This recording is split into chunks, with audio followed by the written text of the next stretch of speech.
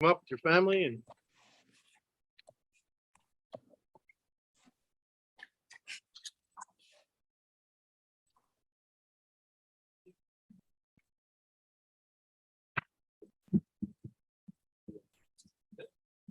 Yeah.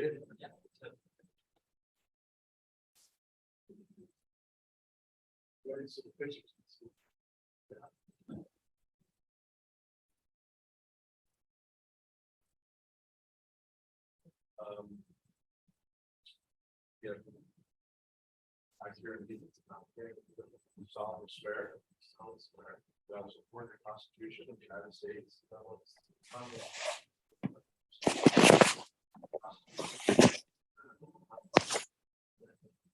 I will bear true faith and allegiance to the same and to the government established of the United States and this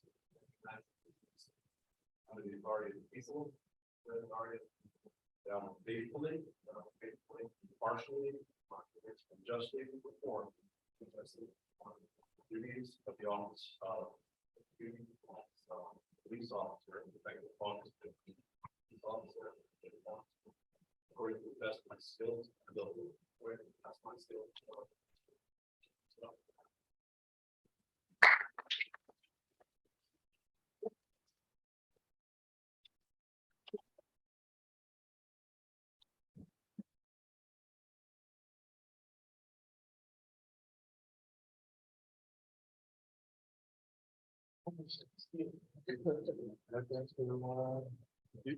You're gonna have a bunch of uniforms.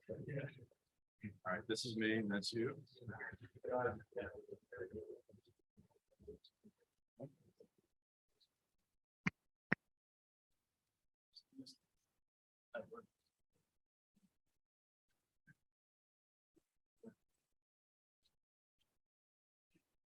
Yeah, they were just doing this picture first, just up here. Yeah, there's some quick ones here. Yeah. Once you bring your family to go here, then just it's on the website. Here's your picture now. Yeah. Do it up here. Chief.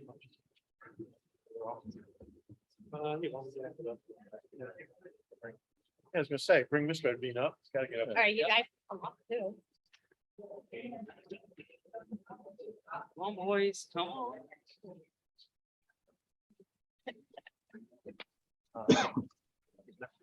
Oh, yeah.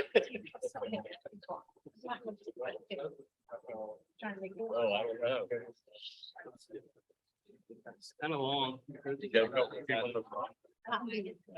Okay.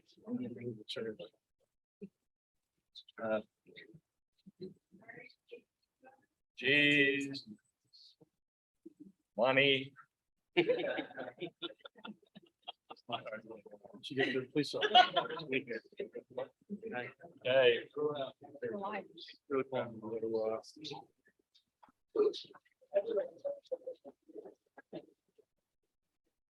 Right, okay.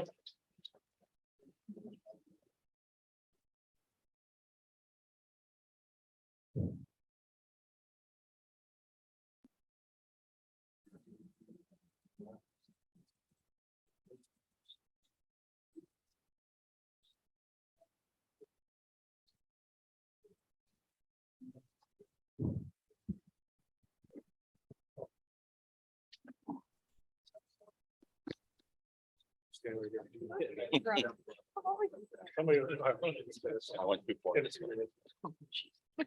Who's gonna take it? Everybody. Hold on, stand up, take a picture in the middle, please.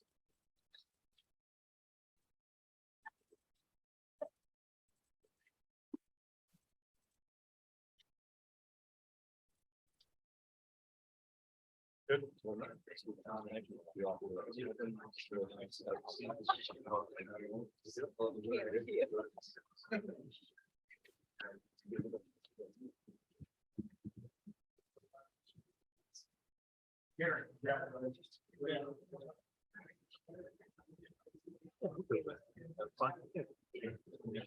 Yeah, no worries. Just want to make sure. Good. Thanks, guys. Congratulations. That's a full family. Congratulations there. Yeah. Okay, we're gonna go back to our, There you. There's a lot of Avinas. there are.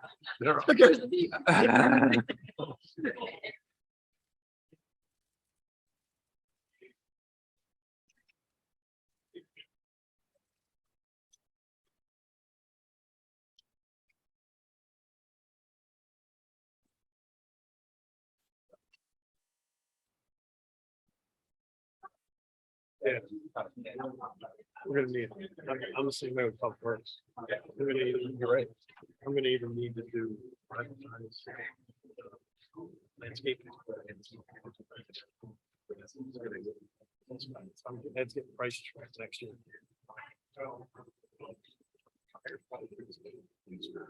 Yeah. All right, we're gonna continue with the rest of our workshop meeting. So we have Paul Miola from ACM Municipal JIF.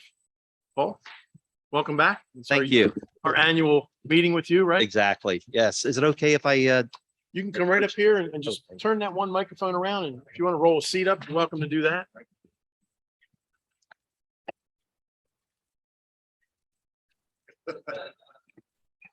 all right. Oh, thank you.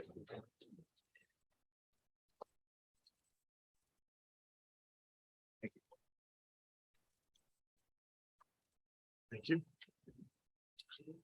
We can do the same question and answer thing that we had go through at the league every year. Oh, yeah. No.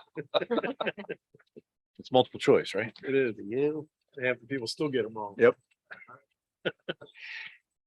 All right. Well, thank you very much for giving me some time on your agenda this afternoon. This is your 3-year renewal with the joint insurance fund. And I always like to come out and pay a visit to governing body, just to give you a little bit of an update, how we're doing, what's going on with the joint insurance fund and where we're headed. So if you just go to the first page here, it's labeled in the lower right-hand corner as page 2.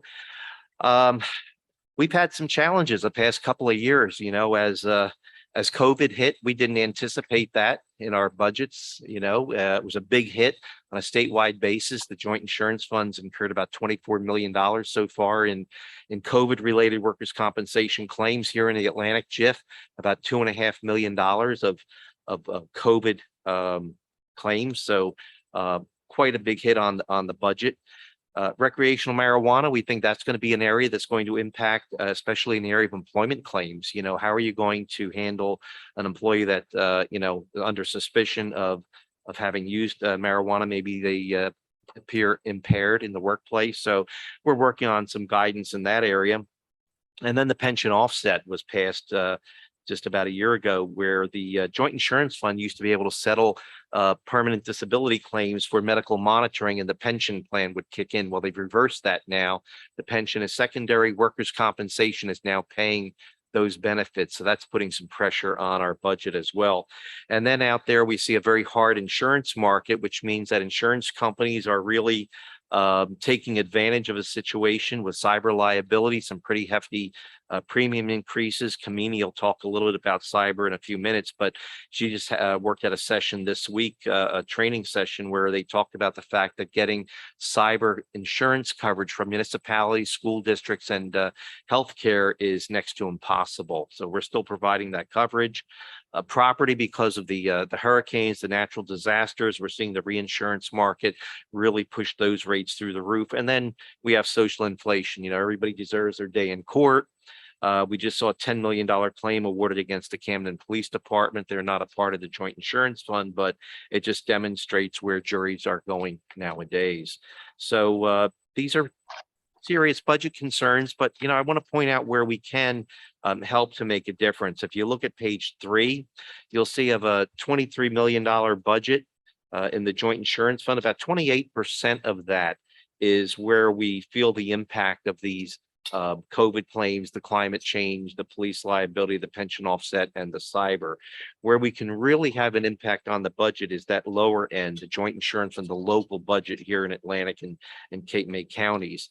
And if you flip to page 4, to really hone in on that, it's workers' compensation. That accounts for about 74% of our budget dollars for claims payments. So that's why it's so important for us to focus on employee safety and employee wellness. And you'll see as we turn to page 5, I talk a little bit about the wellness program.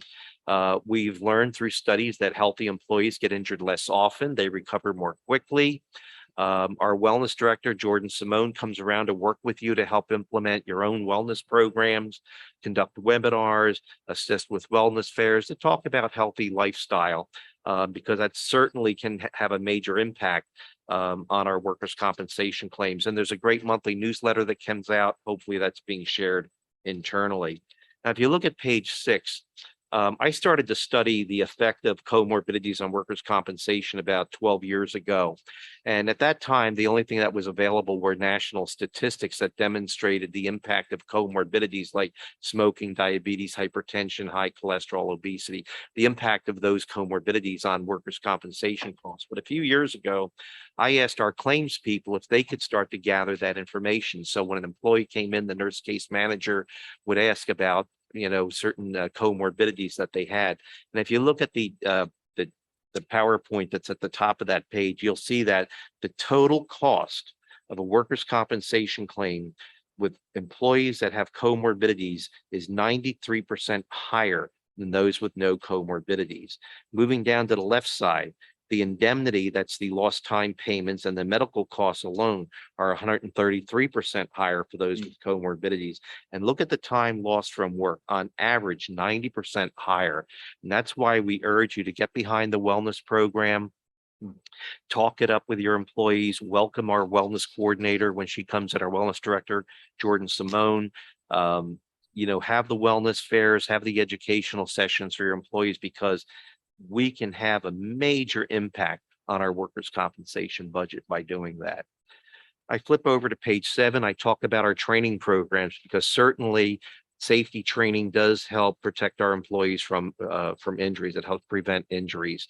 We also do training for managers and supervisors, for your police command staff, your rank and file employees.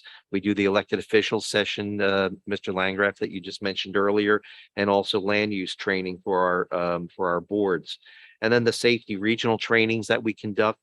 We had the lifeguard seminar back in June. Your people attended that. And the Mel Safety Institute, which is our statewide organization that coordinates training on a statewide basis.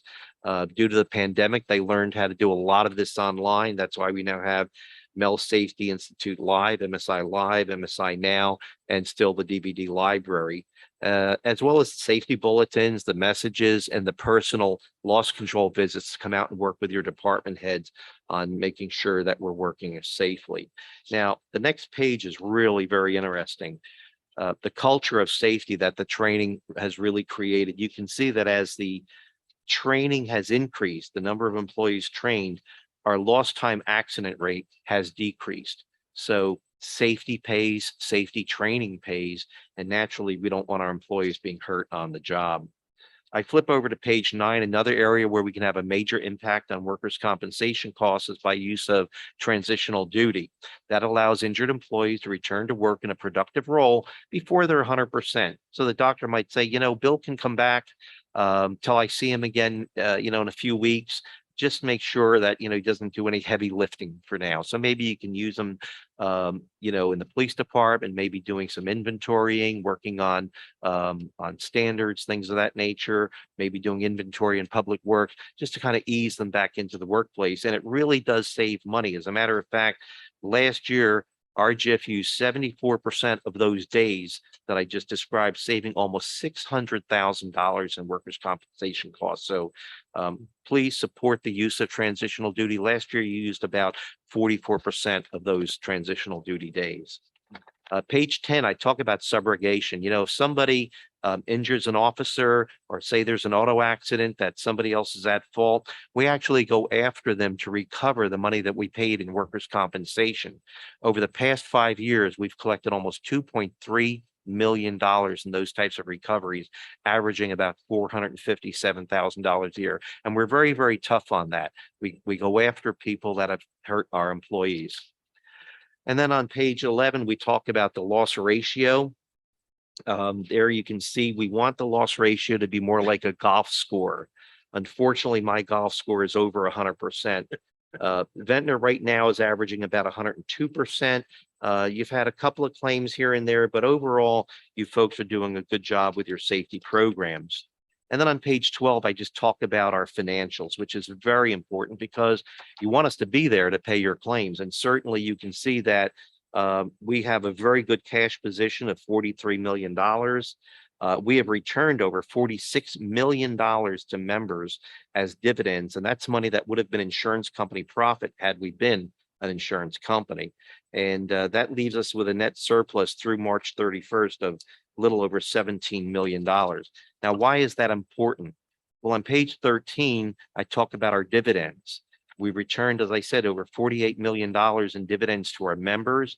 Last year, 3.7 million, probably the same this year. But look at Ventnor. You've collected almost $2.5 million of dividends, including $171,000 this year, almost $172,000 at the end of last year. And what we're doing is we're using that surplus now to offset some of those premium increases that we're seeing to try and keep your premium level. And if you just flip over the page, this is something I inserted because I thought about this after I prepared the presentation.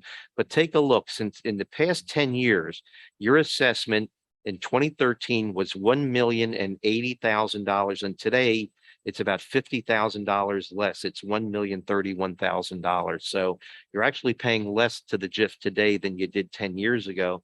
And your dividend has increased dramatically. And it's about 16%, almost 17% of the annual payment to the joint insurance fund. So that demonstrates how we're using the surplus to offset any premium increases. So page 14, what are some of the other areas? Well, Kamini Patel is taking on more and more of my responsibilities, and Kamini has really been acing the cyber program. So I'd like to have Kamini talk a little bit about what we're doing on cyber. Sure. Yeah, can you share that one or either one? It's the same one. No, I'm talking about the Oh, microphone. okay. No, that's fine. All right, thanks. Thank you. Well, So for the cyber initiatives, we're taking 4 different areas to focus on. The first area we're focusing on is on employee cyber hygiene training. It's two 30-minute courses throughout the year. Every employee in Ventnor is sent an email to register for the training, and when they complete it, they get a certificate saying they completed the training. The training focuses on how to identify spam emails, text messages, spam phone calls, and these are valuable not only in the professional environment, but also your personal. So it's good to have our employees trained so they can identify and avoid clicking on links that they shouldn't.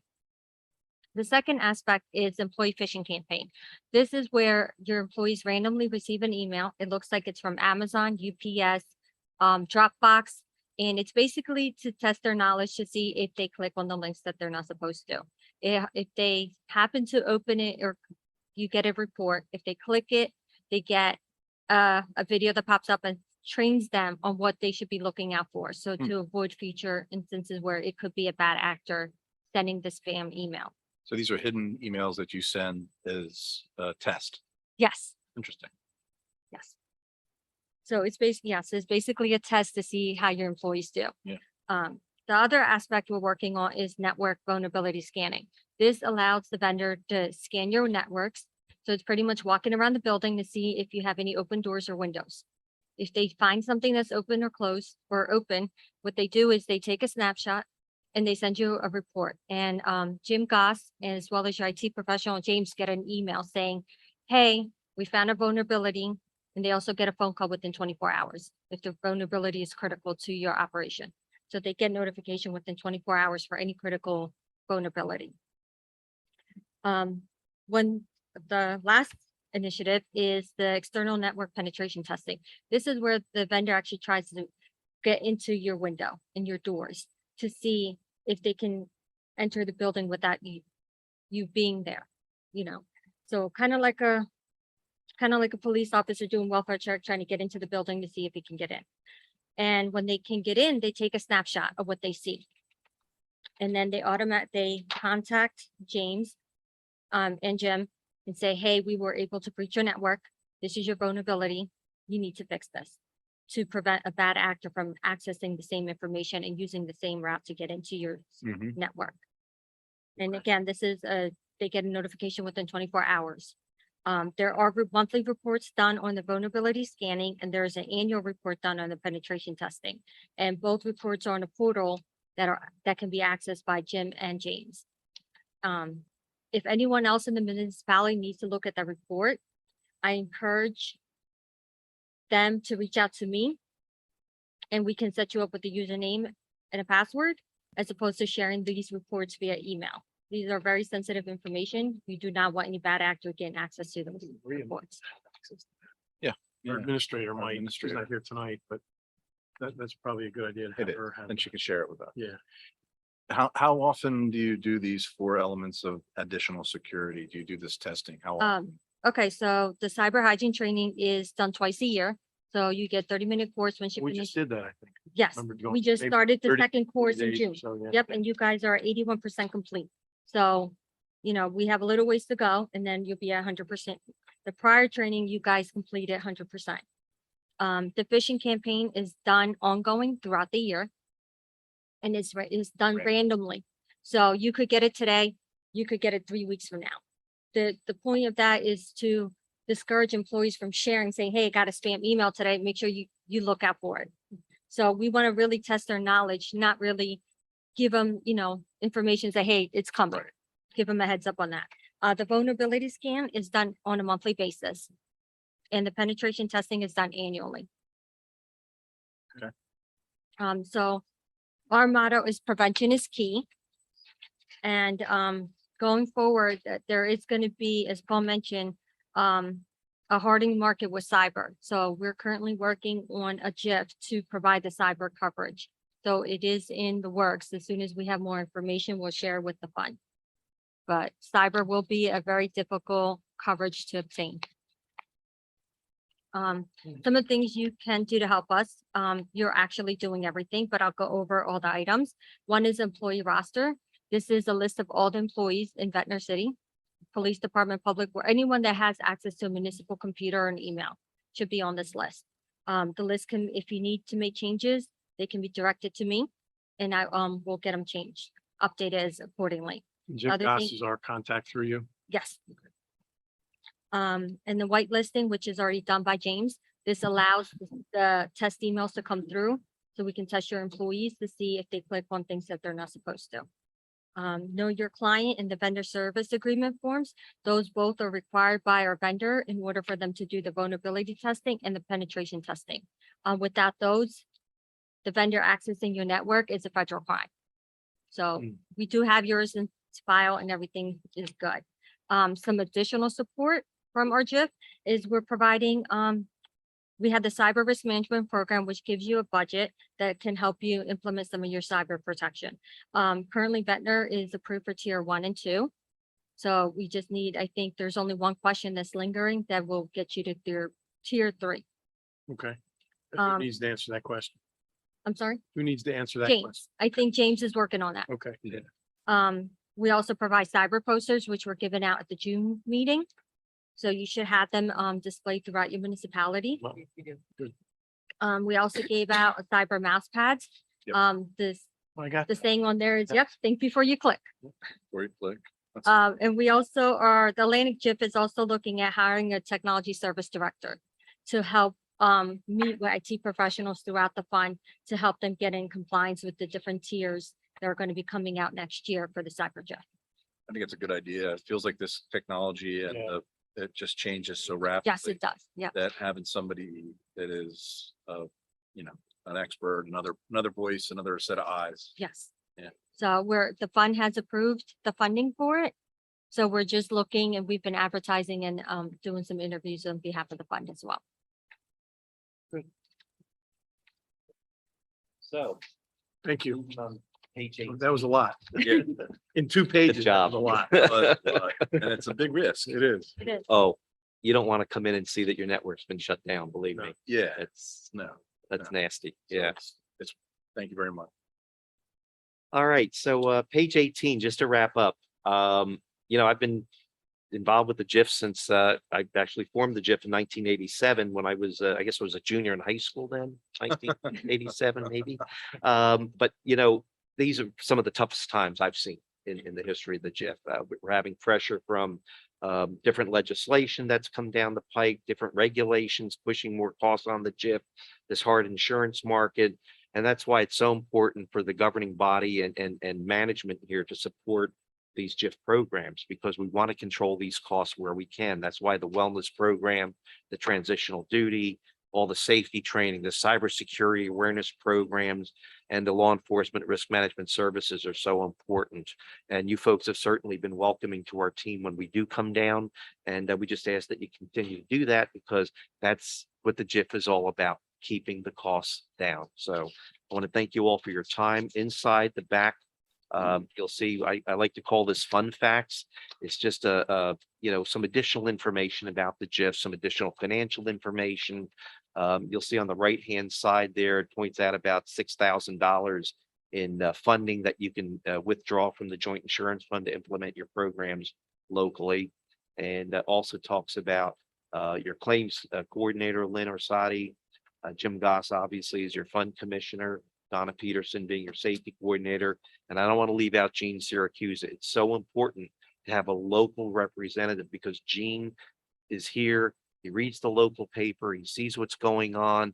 If there's a new risk that perhaps you guys are contemplating, you know, he can catch it, talk to you about it, and try and protect the city. So thank you very much. Thank you. Thanks. So you guys in the insurance business are the only ones that call these fun facts, you know that. Yeah. Well, you have to read my book. Insurance can be It's fun. hilarious. By Paul Viola. No, So- it's good. It actually it is. I think you made a great presentation. You answered the questions that the facts laid out, like what are the biggest risks and why, and how are we fighting them? I didn't realize that, you know, this comorbidity and you laid it out, what the comorbidities are and how, and what we need to do to focus on that. I think that's something we can probably do better on.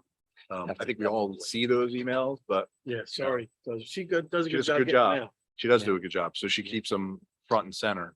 But it's clear, and the cybersecurity is something we see and we hear every Oh. day.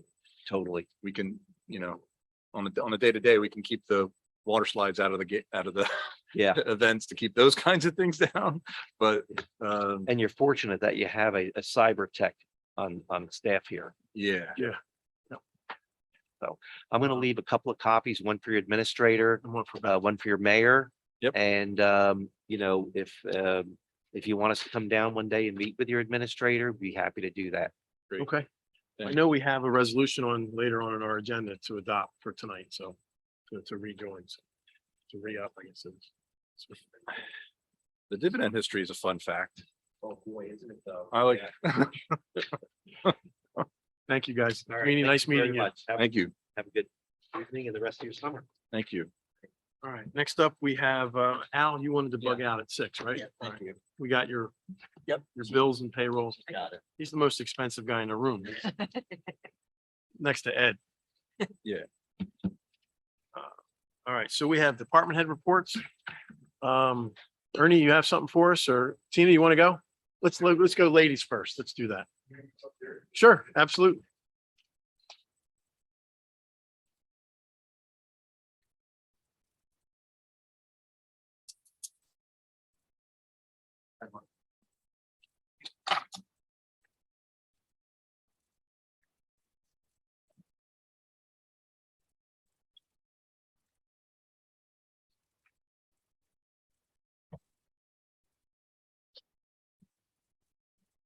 You're first. Yep. All right. So we're trying to go back a little bit since this is my first time presenting. So I'll start with the beginning of summer since that was the most eventful for us. We kicked off the summer with the pickleball tournament. It was hosted by the VFAC. You know what, Tina, just so everybody in the sure. room knows who you are, just because you're new to us, so why Okay, don't you just introduce yourself? sure. Tina Prickett, the recreation director. I don't know. What name. That's it. Been here since April. It's been great. What time to jump into everything too. Yeah. So Busy summer. Busy Lot of summer. Programs going on. 2 feet first. Yeah, not one. Yeah. Didn't test out any water. No. No. So the VPAC Advisory Committee, it was a huge success and they actually, a large portion of the proceeds are being donated back to the city. in forms of new benches, a message board, shaded attachments for the fences, and a proper divider fence for our facility. So all of those improvements are from donations from that tournament. That was the which tournament? That was the Ventnor advisor, the VPAC. The VPAC. I was there today and they, the courtyard looks great. Yep. They did do a nice job with those benches and some shades, some sign-in boards, all that stuff. It looks Right. really good. Yeah. And it was busy today. Yeah, great additions. I mean, we're every day. Yeah. And it rained, so that Yeah. says a lot. This summer, we also implemented an app called Court Reserve, which I think has been one of the greatest improvements to our pickleball and tennis community. It helps us better organize reservations for tennis and pickleball. We currently have 1,300 active members on the platform. 674 of them are dedicated to pickleball members. 645 of those are pay as you go. So they're mixed between, they'll be playing tennis and pickleball. So those numbers are, they've definitely grown since last year. The VPAC reported to me last year that I think they had close to only 800 active members within Ventnor. So that's almost doubled. This year's Ventnor Mile was the 50th anniversary. We had a record-breaking number of participants with 210. Wow. Good. Thank God I ordered 250 t-shirts. Yeah. We got rid of them and we also implemented popsicle lidding contest, which was great. And I think Saw that. we're gonna continue that tradition to be a part of it. This summer, we also had the opportunity to host 3 baseball tournaments, which was really great because our fields, Tom does an amazing job and we're able to showcase them. So we did the National Adult Baseball Association, that was over Memorial Day, and we hosted the first and second round of the Babe Ruth tournament, so the state and regional. We were only a couple runs short of sending a team to the World Series. Wow. So if you ask anybody else, it was an umpire. It was the umpire's fault. It always is. But I do want to acknowledge Tom. He does an amazing job with the fields. And especially having so many. I mean, there's a moment in time where we can have 5 games going on at one time with softball field, t-ball games and stuff like that. So he does an amazing job. He's We were doing proud. a rain dance for a long time, for a little bit there. Yeah. Our grass needed it. So we're very thankful for that. The chess camp was actually well received. We had it, I joined forces with the library and we had it there. We had 12 participants, which is actually all that one instructor could take. So we can open up to more and then he would bring another. So it was full. Yep. Cool. The last day is a sports camp is actually tomorrow. We'll be ending with a trip to the Ocean City Water Park. We average around 60 kids each week, which is pretty good numbers. It is. I would also like to acknowledge that the VPAC actually volunteered their time during week 3, which was Beach and Racket Week. And we hosted it down on Suffolk Avenue for the whole week. And each day a member of the VPAC volunteered an hour to teach beginner pickleball to the campers. And it was great. It was definitely better received because, I mean, it's different coming from a counselor that could play pickleball and then someone who's, I would say more of an advanced pickleball player. Yeah. It was great to watch because Pat got in there, pickleball Pat. Right. And she's, among 10-year-olds and one guy stepped out to get a drink and then she jumped in and they were like eyes wide open because pickleball Pat kind of schooled him a little bit. So it was great to watch and see them interacting and giving back to our camp. And that was a great addition. So the mayor of Brigantine reached out to me 2-3 days ago, Vince Sarah. And they're going to reach out to you for some help with their pickleball. Okay. They're struggling with the reservations where Yeah, the program you're court using. reserve really, it's a Yeah. game changer. they're struggling with that a little bit. So you may get, I gave him your contact Sure. from Commissioner Kribel gave it to me. And I passed it on. I think. Sure. Um, And it was actually a great time that we introduced that because Margate also introduced it. So everybody's getting, that platform Good. is actually used by them as well. So you can log out of Ventnor as part of the club and you're able to navigate any club that has that's operating on that app.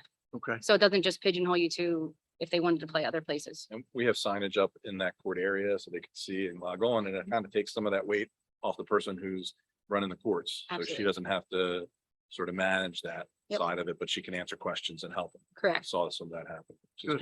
good. Yeah, It so- would help. There's we have a scanner, so there's like a self check-in. So we don't need somebody just standing there checking somebody in and they're actually active on the pickleball courts. Yeah. answering questions and organizing open play like that. Expect a phone call from Mayor Sarah. I'd be happy. I'm self-taught in court reserve, YouTube University, so any questions, I'll I be think happy to it's answer. a bigger picture too of how that VPAC operates. Sure, And that they don't have that in Brigantine, so they're looking to do something. right, They have a group, but they're not well right. organized. So Sure. he wants them to, and they had heard we had something. So figured you were the one to talk to. Yeah, that'd be great. And they've honestly, they've been great to work with too. Good. DPAC has been a huge resource for and even with tennis too. So Mhm. any racket sport down there, they're pretty knowledgeable and always willing to help. So I can't say nothing but great things about them so far. The surf camp will also come to an end this week. We sold out of spots for this camp by May 1st. So Lou does an amazing job, and I think that it just speaks volumes that we're sold out and people are asking for like a wait list, and He loves it. it's a rare occurrence. I know that Lisa only received by one refund for that. and it Yeah. was because the water was pretty cold this summer.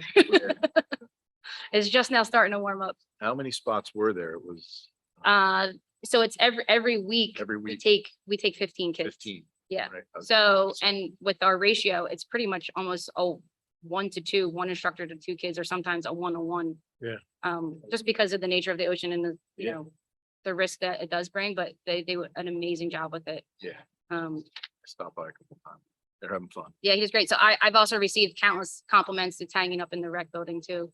I showed it at the VPAC meeting or at the rec board meeting. So that's always good to see. Good, it is. Always good to hear compliments Yes. among the other things you receive. The Funky Pickle hosted a tournament and a music festival on July 30th. That festival actually sold out in 36 hours, and it was a very successful event, and we hope to continue and make it an annual event in Ventnor. I went down there in the was middle of it. It was packed. Yeah. Organized chaos. Right. Is the best way to explain it, because everybody knew where they were going. Because they had all the app on you were telling. me. Yep. The app was on their phone, what court they were on, when they were playing. Right. And you could step in and play against the pros. Like, and everybody was watching. It was It's fun. among all the other tournaments that I've ever really been like a part of. I do think that this was probably the most well orchestrated, as far as I feel like they went and picked apart every single thing that went wrong to the other tournaments, and they troubleshooted it. And Yeah, I good. I think that from start to finish, it was definitely a great event. And we talked about making that just an annual event through the city, right? Correct. Always on the last Saturday of Right, July. as a special. Correct. I think that's the way to go. Well, the last Saturday of July is usually, we don't have concert because I think it's the police checkpoint. So that kind of Yeah, provides music to Yeah. the community as Yeah. well in replace of that. I think it's a good, It worked. It That worked. weekend. That sure. was like you said, it was a drop week for the concerts. Yep. And it was when they did it in the end of the season last time, it wasn't as well attended. That's when people are here and it's only a 1-day event. So I'll reach out to them too and thank them for the Yeah, it was great. success. yeah, Yeah, he they was, did a great he was job. pretty excited about the crowds. Yeah. I got to see him. Football and cheerleading is underway, so we're getting into our fall sports. They're already out there. Before we close out the summer, this Sunday actually is the 47th annual Absecon Island Surf Contest. And so far it's been a really great first summer, and I'm really, really thankful for the opportunity to serve this amazing community, because this is probably my professional career so far, this is probably one of the greatest welcomes that I've ever had Oh, with, we're happy Right. to have you. with Yeah. a position. So Lucky that thank you for that. I appreciate it. Well, you stepped in the big shoes and more than filled them. yeah, Still running with them. Thanks, Tina. thanks a lot. You can hang around, you can, whatever you want to do. If you got. Ernie, what do you got for us on water? Good evening, folks. My name is Ernie Gratz. I have a very unique job. I get to be in charge of the water system in Ventnor. Very challenging. And I also get to be in charge of the wastewater system, which is very interesting. Drinking water, you get up in the middle of the night. My case, I look at my faucet all the time. And I want to make sure it's flowing. That's first and foremost. Secondly, I want to make sure it's safe. There's a lot of regulations in drinking water and wastewater. I've done this for the last 30 years. Well, it's 29, it'll be 30 years next year. Also been married for 30 years. Good way to keep track. of it.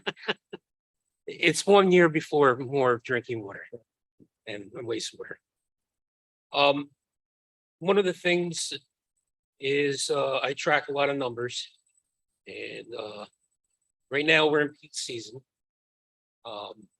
During the months of July, August, and beginning of September, during the week, we'll do 1.5 million a day.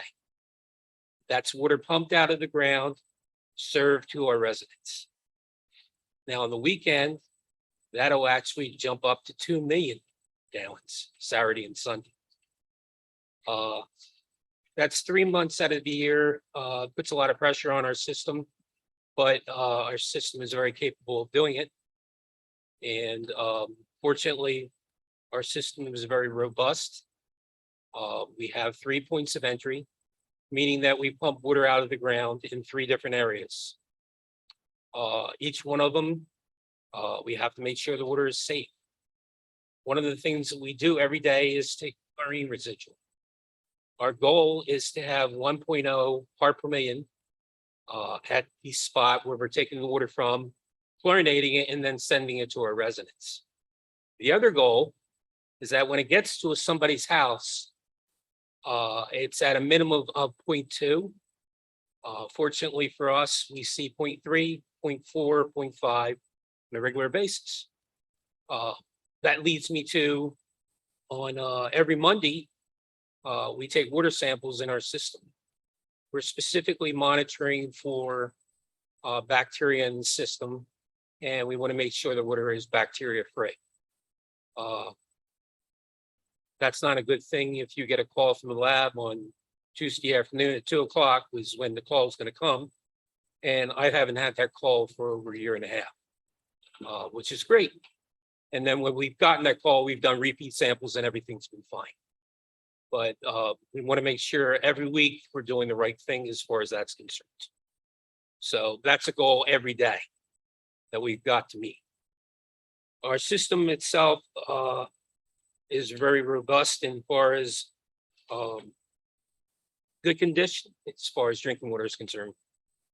Lance, you know this, I pretty much seem to feel like I've rebuilt this entire system. Getting there. We've spent a lot of money, and it's for good value, and this stuff is going to last now for a while. We've done pretty much every well. We've done the main plant. We've done well 8. Well 8 actually was done before I got here. That came after Hurricane Sandy. That was all completely rebuilt. Right. Well 10 was rebuilt the year after I got here. Well 9 was just recently completed. Well 7, which is a well that is over 100 years old, we brought back to life, and that produces 400 gallons per minute. It's a very good well. Well, number 5, we got to put a new building around it, but internally it seems to be very good. And well, number 4, we recently put out to bid, and that is going to be looked at a couple commission meetings from now, as far as evaluating it. To date, and when I say to date, I mean from January, we've replaced 23 water services. Some of this is routine. Some of this is the system's old in itself. Things break, and the guys go out on a regular basis and they replace service lines that are in need to be replaced because they're leaking. To date, we've done 10 hydrants this year.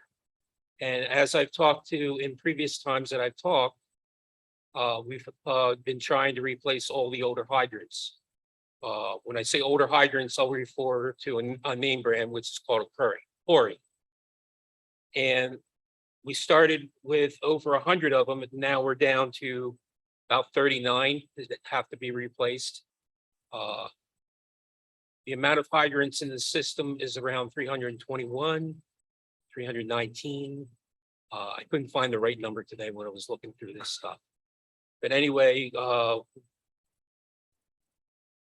group that we have is excellent. They work very hard, and they actually help me do what I need to do. And by doing so, it makes our infrastructure stronger. And when we have an issue back on June 26th, when we had that fire, the hydrants worked. Hmm. The scariest thing to me is when I hear we have a fire, does the fire hydrant work? I was very happy that weekend that they all worked. So, So is the theater. Yeah. yeah, I know. We pumped over 200,000 gallons of water for that fire. Right. And that was within 7-8 hours, Right. which was a lot of water used for that. Sampling for drinking water and keeping it in compliance is very expensive. And every time we get an opportunity to, I go for what is called a waiver. And we've been able to obtain waivers for different things by sampling for it, proving that we don't have it in the water. And then I go to the DEP and I say, we don't have it in the water. I want a waiver. I want a reduction in monitoring. We've been able to get on a few things, which helps our budget and helps us do other things to keep going. One of the biggest things coming up, it's going to be a real challenge, is the lead replacement lines. That's going to happen over the next 10 years. I feel like I've been eating lead and copper for the last 3 months just with this, and going to continue to have that around. And that's going to just be an ongoing thing. We've had about 45 calls. Of that, probably we've done maybe about 12 samples, and all the samples have come back good as far as concentration of lead when you have the first draw. Right. So that's very good. And then one of the things we do every year is we have a hydrant flushing. Hydrant flushing we try to do twice a year. That's coming up in October. And we'll be doing the entire system to try to flush out anything that collects. Water dissolves anything. We have cast iron and ductile iron pipe, and that breaks down to iron particles. And we don't want it to go into people's houses, stain laundry or anything like that. We try to flush that out on a regular basis. And that's once or twice a year. Moving on to wastewater. Wastewater does not have the monitoring. Basically, our game here is to collect it and send it to the county. And bearing that in mind, I want to keep all the pumps running. And if something breaks, we fix it as fast as we can, and we keep the show going. That's about what I have for tonight. All right, Ernie, thanks. There's Thanks, definitely Ernie. more testing and everything with water than it is for sewer wastewater. Now we've been lucky. We've had some issues. We've been able to push through them. Right. Some wells down, a chlorinator go on this. It was probably a couple $100 piece. Yeah. That went, shuts down the whole Shuts down the whole. whole well. So Right. when that happens, we do have an interconnect with Atlantic City. We've had to open that up a few times this year. Right. And it's metered, so we Hmm. pay for whatever we use. But no, Ernie's done a great job. You know, I know former Mayor Kreischer's here. We do a lot of shared services with the county. Ernie also shares his expertise with the city of Brigantine. He helps them with their licensing over there, and they pay him part of his salary, which is nice. Right. So he's a great value for us and other communities. So thanks, Ernie. Yeah, it's a challenge. And like every department, though, you've got this huge research surge that you're trying to manage on that when things triple. So it's a real challenge. Thank you. Yeah, I'm so fortunate in that I do have a lot of history in my staff. Good. 40 years, two different guys. Right. They know it like the back of their hand and make my job easier because they all know how to do their job. And my staff does it very well. That's good. We have to So I find a give- way to download their brains in the next. Yeah, before they leave, yeah. They're not allowed to leave until we do that. Okay. I like Ed? that Tom too. And Tom. And Tom. Thank you, Ed Stinson, Superintendent of Public Works and the city engineer. So for capital improvements, projects that were substantially completed in 2022 or very close to being substantially completed, about $5 million worth of work. We had drainage improvements, which is concrete gutter replacement and roadway paving on the 900 block of Harvard, Cambridge, and Cornwall, the 300 block of Cambridge, and the unit block north of Cornwall, right by Public Works. We've also did curb and gutter replacement on Richards Avenue and Troy Avenue. We've done about $1.5 million in water and sewer main replacements on Baltimore Avenue, Wyoming Avenue, and Lafayette Avenue. We have the lifeguard building that is it's not quite substantially complete. We have sheetrock. We're looking at getting painters soon.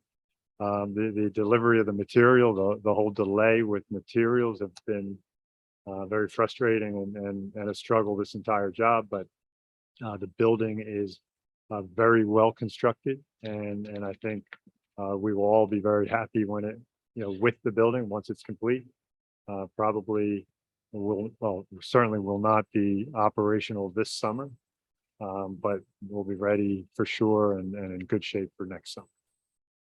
She looked good last night for the women's races. It was nice they used the deck. So use the deck, nice. The logo now looks great. The stairs, are they stairs still waiting on We're using still ladders waiting to on get- the stairs using and ladders, the interior doors. It's just kind of, But I think it's a great design. I think it's a credit to the architects and the builders. It's think great. so as well. And it's well built, so to the Yeah. building as well. And we also we're substantially complete on the concrete gutter improvements and accessible ramps in the Ventnor Gardens area. There's still punch list items there, but that project was completed, anticipating the South Jersey Gas Company paving those streets. That is Swarthmore Avenue from Monmouth to Calvert, Calvert Avenue from Fredericksburg to Lafayette, Balfour Avenue from Lafayette to Wissahickon, Essex Court, and Wissahickon from Balfour down to Ventnor Gardens Plaza. So hopefully, gas company will be paving that this fall, and those streets will be completed. We also awarded a contract to DCO Energy for energy system improvements. That project is ongoing. That was a $6 million contract. Couple of the highlights, the lighting at the Titus Field, the library park, and all the municipal buildings have been complete. That's almost $1.4 million. Atlantic City Electric is about to start the LED street light replacements. That's throughout the city. That's 1.3 million.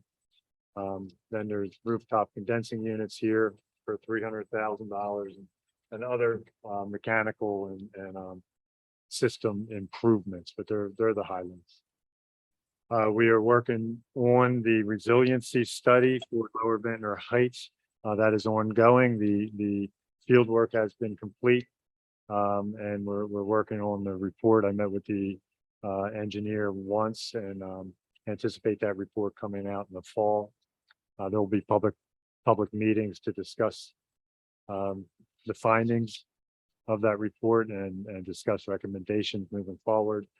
Also, Atlantic Avenue traffic signal optimization that should happen this fall, and the traffic signal replacements on Ventnor Avenue, which is part of a DOT grant. We're waiting on that approval to bid. Projects that are upcoming. We have the pier kiosk construction at on the fishing pier, upgrades to well 4, as Ernie said, a reconstruction of Dudley Avenue and Oxford Avenue between Marshall and Wellington, reconstruction of Suffolk Avenue from Edgewater to Fremont. They are municipal aid grants. We're waiting on Suffolk Avenue, the 2023 grant. Hopefully we'll be awarded that so we could get all 4 blocks completed. Water main replacement and road reconstruction on Monmouth Avenue from Cornwall to Harvard. Work on the Ventnor Gardens Plaza and Fulton Avenue storm sewer system. Bathroom alterations at Firehouse 1. The Newport Avenue band shelter. the ski beach improvements, which would be the site plan, the permitting for the boat ramp extension, that we will be working on this fall. And as Ernie stated, the lead service line replacement, we have applications in for funding on that project. That's going to be a very significant project for all of the communities, Ventnor included. We estimate to be about $60 million. It's mandated by the state, as you know, that Ventnor or any water purveyor replace every galvanized water service line within our water distribution system. And we're required to do that from the main that's in the street to the building. So not just to the curb line as we have typically done in the past. We have to go right to the face of the building. So that project, like I said, the regulations give us 10 years to complete. It's just about all but 9 blocks within the city of Ventnor, over a 10-year period, about $60 million. That it's going to be colossal. 10 years doesn't seem like enough time. It does not. And a lot of it, It doesn't. for us, I believe, will depend on the funding. We are one of the first that I am aware of to get an application into the state for funding. But the state's not going to have enough money to fund all of this. So it's worth mentioning. That's why I'm glad Ernie brought it up, and I wanted to bring it up as well, because we should be aware of it. We should be talking about it, because it's, picture this: every year we're going to be reconstructing water services pretty much from Atlantic City to Margate, one block. Let's say we do the beach block 1 year, the next block maybe Atlantic to Ventnor, the next year, the Ventnor to Monmouth or Winchester, right? We're going to be doing this for a long time. I mean, just to put it in the financial terms, you're giving us a list of things that have been kind of kicked, like I see the main garage roof, that's been on your list for a long time, but That that's, was on Dave's Smith's list. right. So, And rightfully so. and rightfully so. And some of these other things like the station 1 bathrooms to make it co-ed is something that we don't have choices to do. To take from co-ed to make it 2 separate. Right. And even with all this list of needs and some wants, you were at 3 million and Five, just like- above 3 million. But yeah, five Five. million with the projects that we mentioned. So then if you take 60 million divided by 10, add another 6 million to that, that's like a screeching halt. Correct. For anything that is the one. That is correct. Without having a major. So we've financial applied for some state funding. We're also pursuing federal funding for a lot of this. Jim Rattel has been on the phone and online and looking for grants everywhere and anywhere. I've talked to the DEP commissioner, and we've talked to the deputy commissioner on some other things, but I've also hit him with it too. I'm like, is anybody else asking these questions? Like, where's this money coming from? Double aggressive budget, I think. It's Correct. right? Just take ours, 2 mile and a half deep community, 5,500 residents. Atlantic City. Right. How are they gonna do this? First, they're gonna ask for other people to pay for it, but that's what they do for everything. But, where is this gonna happen? Where's this money coming from? It's gonna be a hard one to meet. Yeah. And let alone, I mean, the money, yes, especially, but then the disruption. Yeah. Right? You're talking, in 1 year, you're talking what, 40 blocks.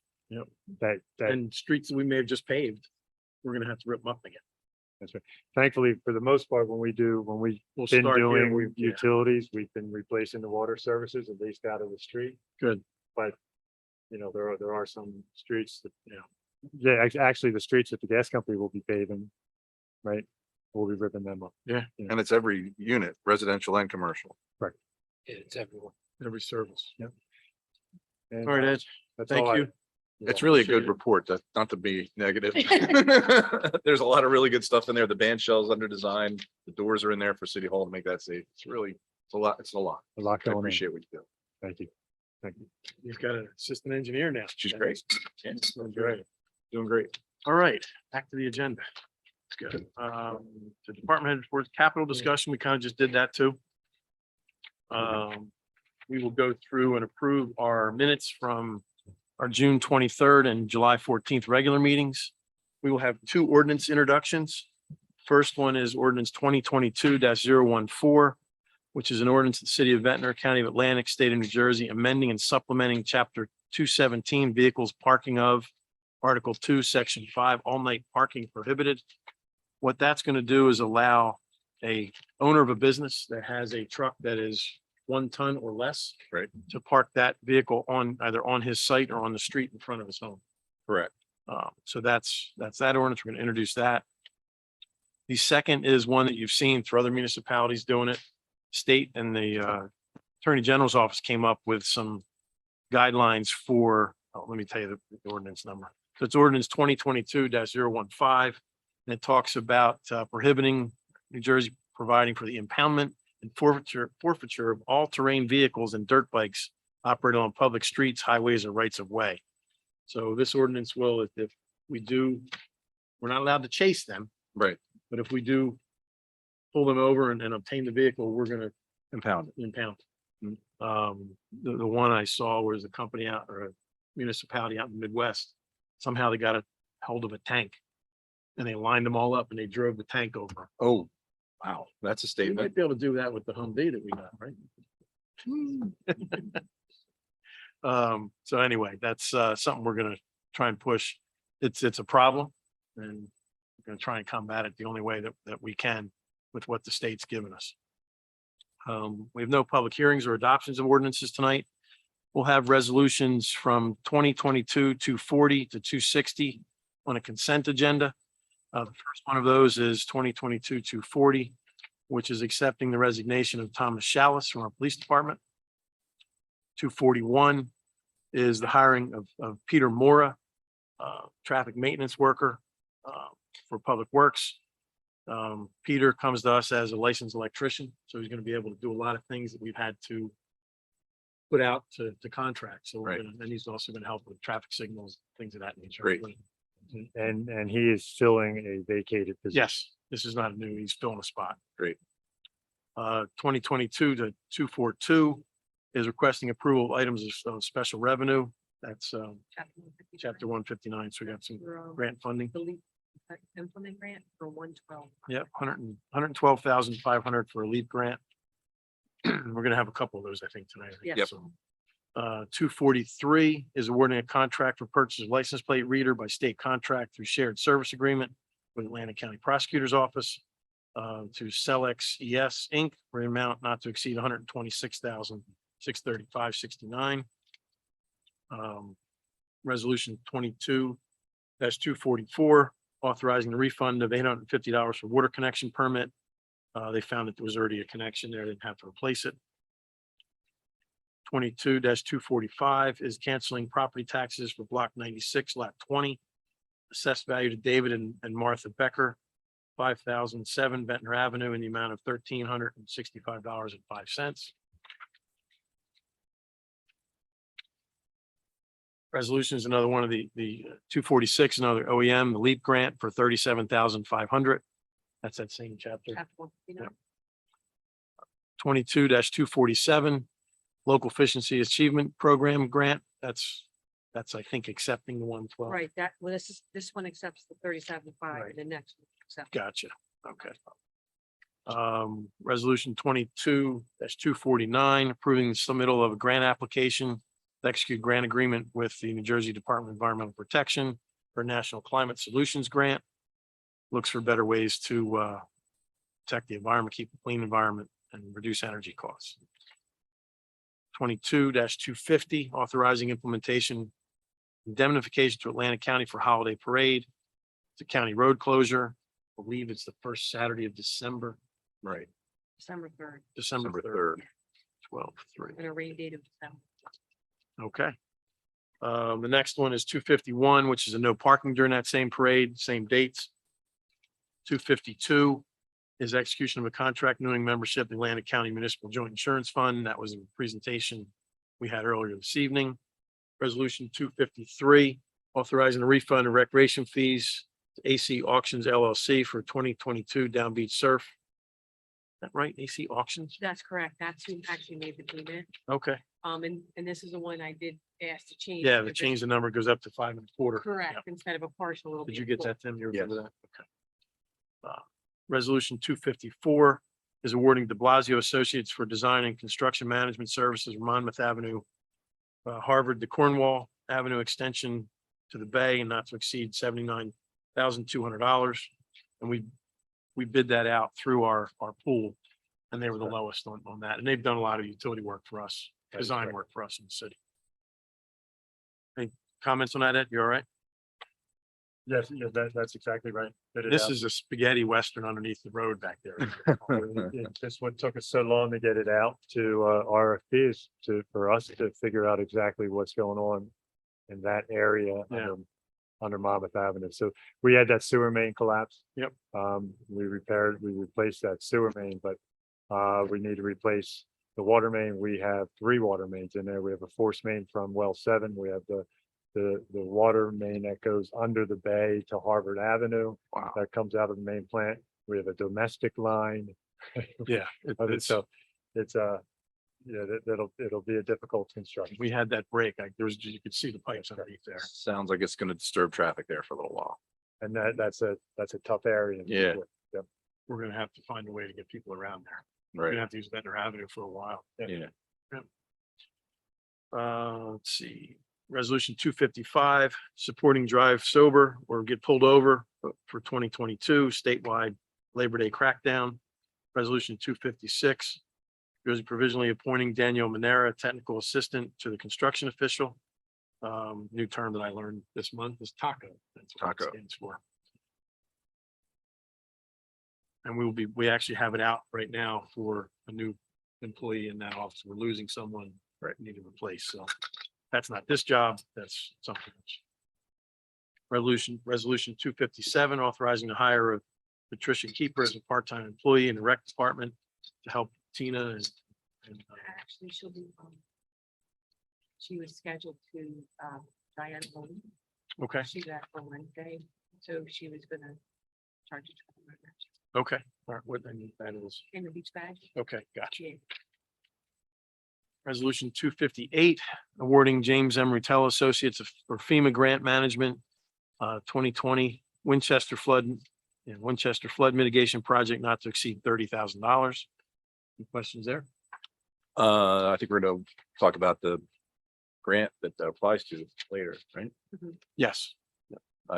Not a question, but I did speak to Jim today and he went over some of the things that it includes, including the bulkhead at the opposite side of the bay on of Harvard Avenue, that bulkhead, Canal. that's canal Yeah. that is falling and that It is, yeah. if I hit it with my single, it would drop. Yep. Some of it already has. Some of it already, I see, yeah, It's where the old pump station used to be. yeah, Ed did a little bit of research. We had hoped it was Atlantic Electric because they have right. lines that go. It's underneath, also a line you know, there, yeah, yeah. But it was for the old pump station. So part of that grant he said is included in that that bulkhead.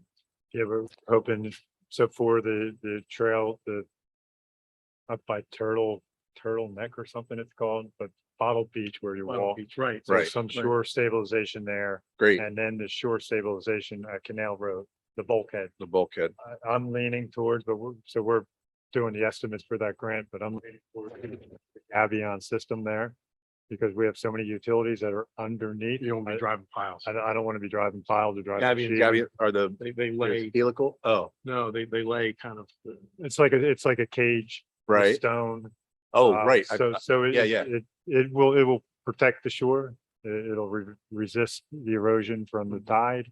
But I don't have to drive it into the ground and jeopardize. Yeah, We have some force mains under there. We have 2 electric cables, high voltage cables underneath there, 3. And gas. And So you have too much. multiple. We want to stay points on of the failure surface of there. possible. We don't want to be going deep. Yeah, So that's him to manage all that great. for us. So, and Jim certainly is well worth his dollar. I think last meeting we had with him, he's brought in $5.5 million this year of Yeah. grants. So. Yeah. He's worth his. Absolutely. Resolution 259, authorizing a change order. One final concrete gutter replacement and drainage repair project. It's actually a decrease of $78,666.83. That's good management. We like that. We're gonna need it for some of the other We will. curb and gutter projects. So the last one is 260, requesting approval of special items of revenue and appropriation. That's again, grant funding. That's the chapter 159 that Commissioner Kribel was just discussing. Okay. And how much is that one? That one is, 1.6 million. Yeah, that's the Winchester. Oh, Avenue. Winchester Avenue. Yeah. The 1.6. so what that is, just so the public understands, Winchester Avenue from Jackson To Marion. to Marion, that bulkhead is old. There's one section of it in the middle that we replaced because someone hit it with a car. Yes, So the rest of that bulkhead will be that height, when it's rebuilt.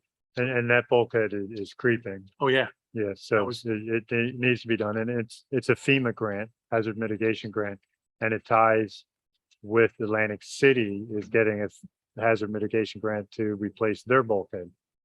So assuming both grants come through and projects are completed, we'll have a solid bulkhead all the way through that. Great. That would be Both. good. Those communities, yes. We'll go through bills and payroll. Al's gone, but Lisa will give us I'll read those. it to the record shortly. Discussion items. And we don't have discussions as a list. We'll do our commissioner reports later, right? Yeah. No discussion? None that I'm aware of now. I do have one, we talk about parking a lot. This commercial district, our central commercial district here, right at Portland Avenue, the resident reach out. And we've got 4 new homes going in there. And there's a lot of parking on that side street, Portland Avenue. That's becoming a problem. The commercial areas are busy, especially this time of year, summertime. Another ask for doing the parking permits throughout the town. I'm not sure that that's something, because we've talked about it multiple times, but I told him I'd bring it up again tonight and see where we fall on it.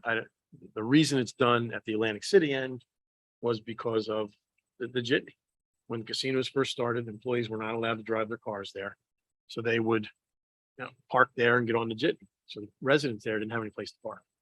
So that's why those permits are done there. I don't know that it rises to that level in other areas, but I'm starting to we've had a couple of complaints. One we met with on Ventnor Avenue, you met with on Ventnor Avenue, similar thing. So just want to keep it at the forefront, and we're looking for solutions. There isn't an easy one. So just wanted to raise it as more of a comment, not necessarily a discussion at this point. I mean, I'll bring it up at my standing meeting with the police chief again and get an opinion on it from him in traffic safety. I know there's competing, needs there, and you'd almost have, in some cases, we talked about eliminating the 2-hour parking, so you're not enforcing it Right. altogether. But I don't, there's, like I said, there's competing needs. This gentleman's issue No, was, there's no one size fits all answer. There isn't. And I think that's what people, there's a lot of personal interests and the ways they think it should go, but that solve one person's need. But- this was someone continually parking in front of his driveway. Right. So That's how it usually starts, something like that, but I think I'll bring it up to the Okay. professionals that see it, and I think that the city has changed. I think we may have traded one set of a high density parking for another in parts of the city. You don't see that, you don't see the 6 deep dealers going to the casinos like you did Right. in the 80s. Agreed. You don't in that area you see, but you do see around the theater and around Santucci's. Public portion, we'll open up to the public, and this portion is 4 items that we've discussed just tonight on our agenda. We will have another public portion at the end of our regular meeting, but this portion is just about items that we've spoken about so far this evening. So I'll ask for a motion to open the public portion. Motion to open public portion on items we talked. I second. All in favor? Aye. Aye. Anybody have any comments this evening on our agenda items? Please come up to the. Okay. Sure. Is it on the overnight parking? All right, so that's gonna be the, It'll be at the end. that'll be at the end then. Sorry. False alarm. That's all you guys are here to talk about, is that? Okay, okay, all right. Motion to close? Motion to close public portion. Oh, wait, anyone on Zoom, Jim? I forgot we're doing Zoom. Anybody from Zoom who wishes to speak or question on any of the items that are being voted upon tonight, please make yourself known within Zoom by raising your hand or within the chat feature and you'll be recognized.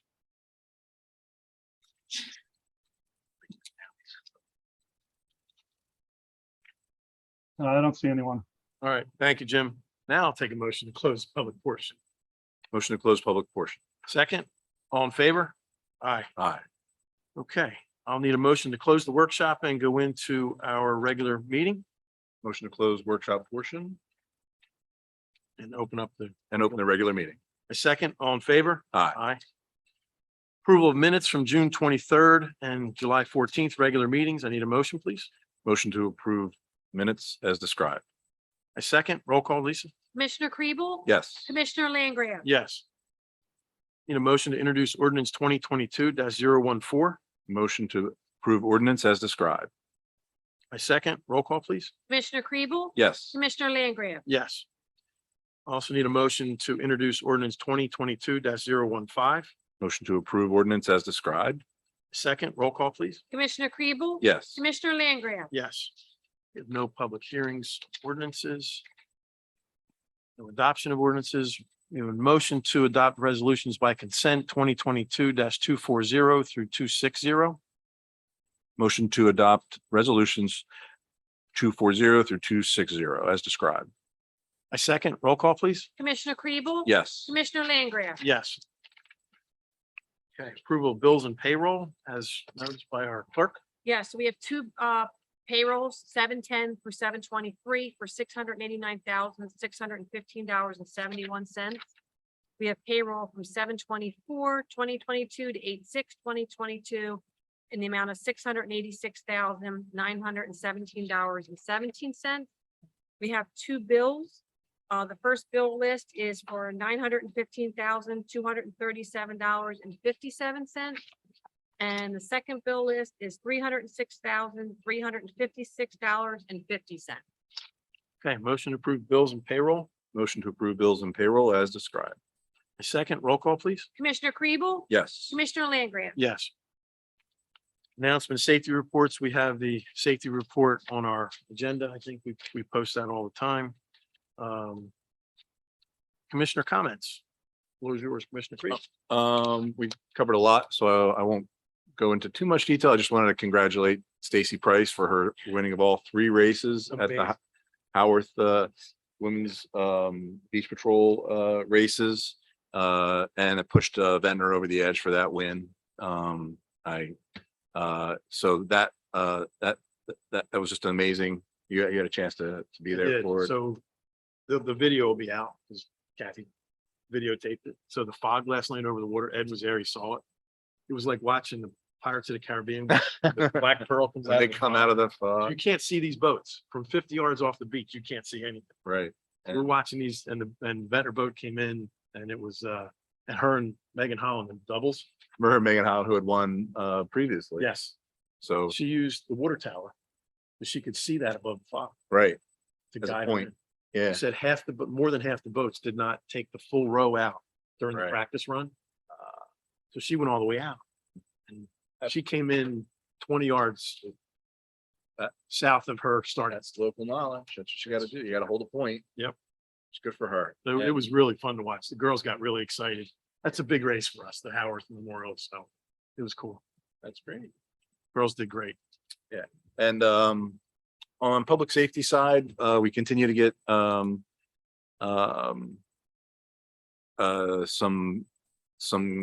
complaints or concerns about the parking app.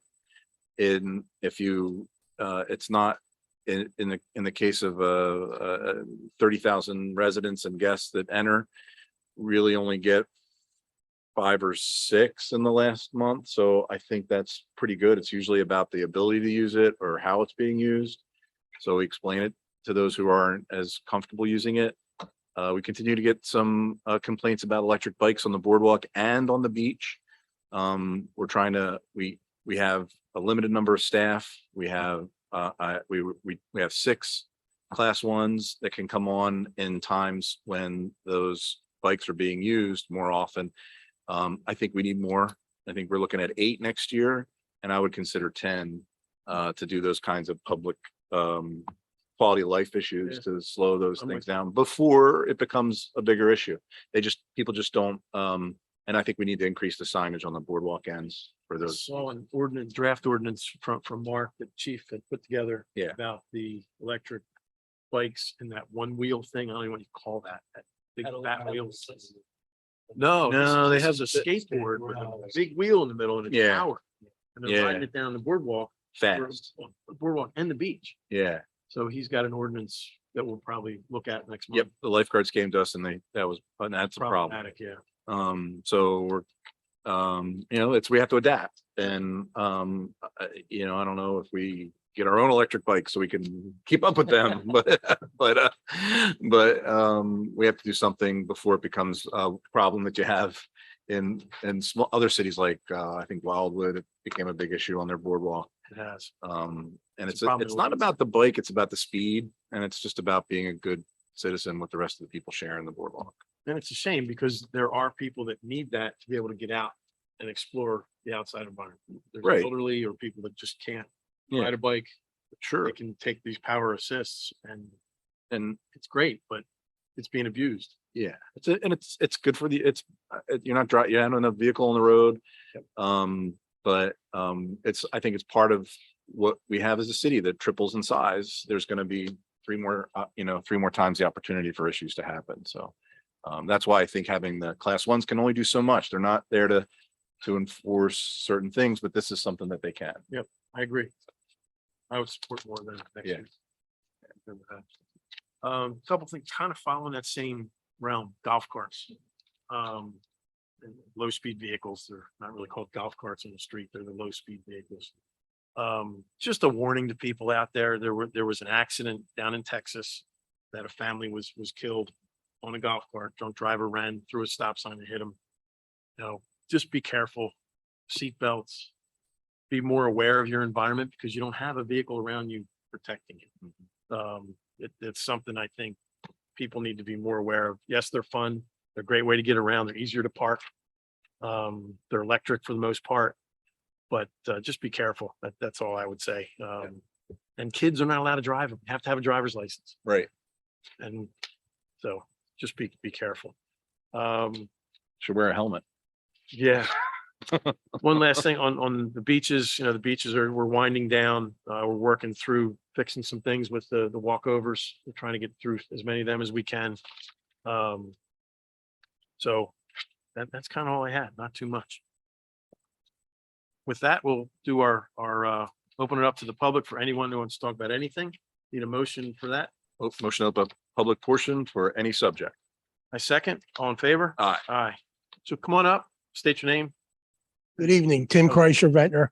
First of all, I want to thank Commissioner Langgraf for running the flyers off from the Historical Society. Got it done? Awesome. Yeah, it's just, It's Lisa. at least, it's a great asset that the city has and really a lot of people don't know about it. So I'm trying to get the word out and I've been volunteering down there on Wednesdays and Saturdays. So I wanted to publicly thank you for doing that. And thanks for getting back to me today on the I was waiting for resolution. Lisa, I was waiting for Maria to get back. She's not back till next week, so we're good. Yeah, I so, ratify these guys and we're good. so I'm just waiting for one more city to commit. Okay. And Who do we need the muscle? Huh? Who do we need the muscle? Ed might be able to help me since it involves Brigantine. They're the only ones that haven't gotten back to me yet. I want to congratulate the city on the LEAP awards that you received tonight. There was 20 that was given out throughout the state. 6 were from Atlantic County, but 5 I was personally involved with, but Ventnor was involved with either as a participant in the agency or the lead agency in 4 of them. So congratulations, and that saves the Thank you. city a lot of money. And the last thing I have is I want to avoid being accused of stirring the pot, so I won't discuss the merits of the Newport Avenue one-way issue.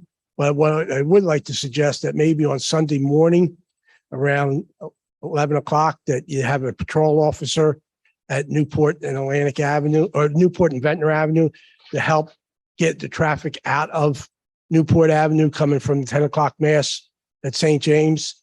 It's a little bit of a demolition derby there. There with was, people. there was an officer there 2 Sundays ago. 'Cause Right. I went down there and I saw him. He was doing just that. Yeah. So I think Chief Fussman's already incorporated that into. his- Yeah, there wasn't one last Sunday. And Friday mornings when I Flea agree, market. when the market is Yeah. under, I saw a couple of people that were still going right hands on that. But Making right it's, hand. it's almost like between cars coming out of the municipal lot, cars coming out of the church parking lot, and Yeah. people crossing Ventnor Avenue, going to breakfast. So cars can't turn. It is a chaotic situation. Agreed. A little bit more than the organized chaos that you referred to earlier, Commissioner Landgraf, or whatever it was. This is disorganized chaos. So that might be very Well, helpful. was organized chaos. Yeah, this is disorganized chaos. So it might be very beneficial if you could have a patrol officer. It will only take 5 or 10 minutes to empty the traffic out of Newport Avenue. So I just want to suggest that. All right. So thank you. Thanks, Tim. Thanks.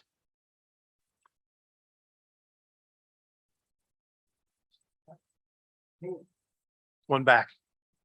I was sitting in it. I started to shake. I didn't really understand why I was shaking. You remember? I know. I thought it was in the front. No, that was her seat. She sat there all the time. I should know. I thought it was the front. I started to shake when I sat down. We named a chair after a woman who used to come to all the meetings. When she Okay. passed, we gave her a name. Sorry to hear that. Sorry. Your name, please? My name is Sydney Rice. I live on 11 South Buffalo Avenue. I'm here to address a problem that on my street alone. We have 5 Airbnbs that I know of. And it's presented a multitude of problems. The worst being parking. Because it's not just the Airbnbers.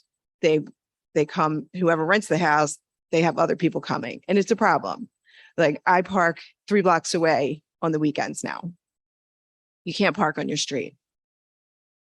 Can I ask you a question on it? Sure, Do you know if they're registered Airbnbs? they are, Okay. because I First really thought question, you, Good. there are 5 registered B&Bs just on South Buffalo, not on the whole Right. street, just on 1 block. Is, And I called the city and there's no cap. So Well, there could be 10. you're right. There's no cap on the number of them. but Why? What we're looking to do is. Well, that would be well, hard. there's a cap on how many people can be in, how many people are permitted in the. in I the know, but that's a residence. problem What cap too. did you mean? The There's no number cap on being- how many Airbnbs you can have on 1 block. Oh, So someone that's can a rent their problem. house. It doesn't, it's a rental of their home. It's not a, yeah. So I think that would fall under protection of yeah. civil rights. So- You can't tell someone what they can and can't do with their own property. One of the things we are looking to do do you know if they stay from, are they 1-nighters, 2-nighters, that kind of thing? My next door neighbor is doing 3 nights minimum, I think. And I know it's, if it wasn't so big now, like, why can't we? Like, not to speak on, one of my neighbors is here and he lives, there's a quadruplex right across from me. So now there's 8 cars just right there. Right. And now we support a business too, Barbie's. It's a hair salon. I support all small business, but it's a problem. The girls that own the salon all park on Buffalo and they tell their clients to park on Buffalo. So it's a serious problem. You're stuck with commercial and Airbnb. We and are, residence. yes. And it's a- Buffalo, if I remember, is only one side parking. No, it's No, it's 2. both Two sides? sides, It's such a narrow street. Well, I've had my car get clipped at least 6 times in 17 years. That, Yeah. yeah, it's just part of the, it's part of what you, and I called the city and they said, we know you live at the shore. And my husband and I used to go away Labor Day, Memorial Day, and 4th of July, because we lived at the shore. We knew what we were doing. Go Right. swim at my aunt's for the weekend, come home on Monday morning, you had a parking spot. That is not the case anymore. Right. Monday, Saturday, Tuesday, Sunday, it Yeah. does not matter. So it's not just Airbnbs, people are just staying. People are just staying. So one, But I mean, and We- it's other problems too, because, the people who rented the Airbnb last week were throwing watermelon in my yard. My dog was eating hot dog rolls. You know, I spent the day at the vet 2 days later because of intestinal problems. Right. But this like dumb stuff. We bought this house. So what I would say, go ahead. I'm sorry, I interrupted you. Well, I'm just saying, if you know, you live in Ventnor, Yeah. you bought your house, raise a family, you want to live in a residential area. I didn't buy in Atlantic City next to the Econo Lodge. That's how I feel I'm living. This last weekend, they left a cooler right in front of my house. My next door neighbor backed up over it. It was a disposable cooler full of Corona bottles that people just leave now, you know, and they say, call the cops for everything. So, Well, the cops don't want me calling the cops for watermelon rinds in my yard and Corona bottles. Like, so here, But but the thing about it, it's like any problem. If you begin to create a pattern there, then we can enforce the next step, which is which is not an animal house, but right. but you can, after a certain number of calls, like you're suggesting that you're not calling on, if we do have those calls in the police department and we do have record of them, then we can take their license away. We can investigate and we can take their Airbnb license away. okay. Right. So we That- need those that's calls. Exactly what I was going to say. You need to call C-Click Fix. It's if you not a feel like problem. calling. You can use our C-Click Fix app. Yeah. Get it on your phone. Okay. It And geolocates. also, how about like the parking cones? They're doing that too. You can't have cones. Okay.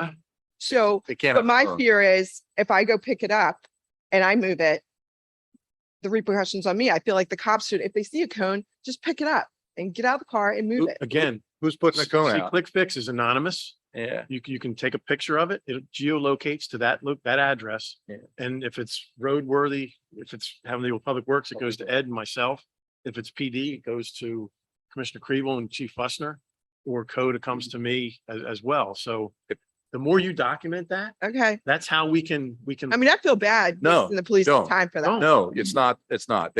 We have police officers that have 200, that have hundreds of calls a day, but a situation like this happens on a street every once in a while. And then we have a conversation like this. People start to document and take photographs of things like the cones or the parking that's on the sidewalks, or the time, the trash, the time when the people come in, and then it's determined whether they are within the law or outside the law, and then it stops. There was a big problem on South Buffalo Mhm.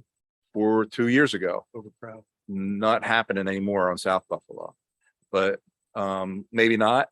Maybe that's Well, not the just in the case. last, At least it's not coming across my desk. in the last 2 years, like I said, I've lived there 17 years, but my husband owned the house prior to that, but it's gotten so bad in the last 2 years that I'm selling my house. Well, I mean, I wanna- there's 400 to 500 Airbnbs in Ventnor, and that's not the largest in density in other cities. Other cities, But why don't we want to be different? Why can't we put a cap on it and say, we hey, don't, We we can't can't. regulate it, but we can ban them all. Or we That's- have to let them. It's one or the other. You can ban them, but we're a resort community. I understand that. That's how a lot of people are able to own those homes, and whether they live elsewhere in. Yeah, but some 7 spot. years ago, my brother went to buy a house down here and all he wanted to do was rent weekly. So something really changed in the last 7 years because they told him you Well- can only rent monthly. And that was 7 years ago. So Right. he bought a house in Wildwood instead. So you could always rent. You could always rent weekly. You could always rent weekly here. We are doing is changing it from not able to have a single day, Right. and changing it to a 3-day minimum. I think we're gonna. So that go ordinance, 4 or 5. we might go 4 or 5. So that And ordinance, underneath my neighbor's house, they're renting one night, one Yeah, night. that's- $450 That's a gonna night. stop after this season. Yeah. We didn't want to do it mid-season because that would be, code would come up here and beat me with a club. Because that's just too much work to shut Right. things down. But Mhm. complain, come here, do what you're doing. This is good feedback for us. Yeah. For this. We already had that ordinance in the works for the 1 day to a 3-day minimum. We were talking about 3 to 5, but I'd be willing to go 5. I don't think Ventnor needs to be that. Yeah, Margate does 7. Margate does 7. Yeah. And I see the difference in the people who rent for a Yes. day. Yeah. Agreed. Yeah. Agreed. And they don't necessarily come down and spend money in Ventnor. They can come and spend money in Atlantic City. In Atlantic City, absolutely. So The Jimmy comes and picks them up and takes them Atlantic City and they yeah, go to the restaurants and bars there. we're Not a here. low cost alternative to Atlantic City for the 1 day. So Absolutely. there is trial and error in government too. And this is why we're going to try to make it better. Okay. Thanks for coming out. Appreciate it. 7 day. I do 7 day. I just want to second the Airbnb stuff, but I wanted to speak more to the permit parking. What's your name? My name is Salvatore Profaci. I am a year-round resident. I'm Address? also a homeowner on Buffalo Avenue, South Buffalo. I'm a hospice nurse. I work in Cape May County, so I commute. I've noticed a huge uptick in parking issues since the pandemic. When I moved here, there were 1 or 2 incidences per summer that I couldn't park on my street. This summer, it's been an almost weekly occurrence. I'm having to park a couple blocks away. I am looking to the council to come up with solutions to help 9 to 5 workers like myself who get home after a long day of work and can't find parking. One thought, and I didn't know that you were going to speak to this, but one thought, I think that the people in North Beach enjoy permit parking for that reason, that they actually can pay the $20 and it deters people from, just parking there for the day to go to the beach. So if you could consider permit parking, that would be appreciated. Thank you. Thank you. Thanks, Sal.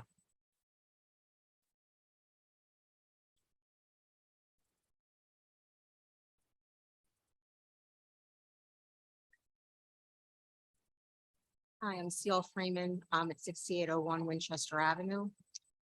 Does anybody on the board here own a property that you rent out? No. Okay, great. Because if so, then I think we might likely be biased to what I have to say. So I've lived at 6801 Winchester Avenue on the corner of Buffalo and Winchester for over 50 years. For many of those years, there have been many people who live here year round. Within those last few years, Buffalo, like many other streets throughout Ventnor, have become revolving doors to rentals. By a quick count and search, there are more than 10 Airbnbs on Buffalo Avenue alone, from the beach to the bay. That doesn't account for the rentals from other sites by word of mouth or anything else.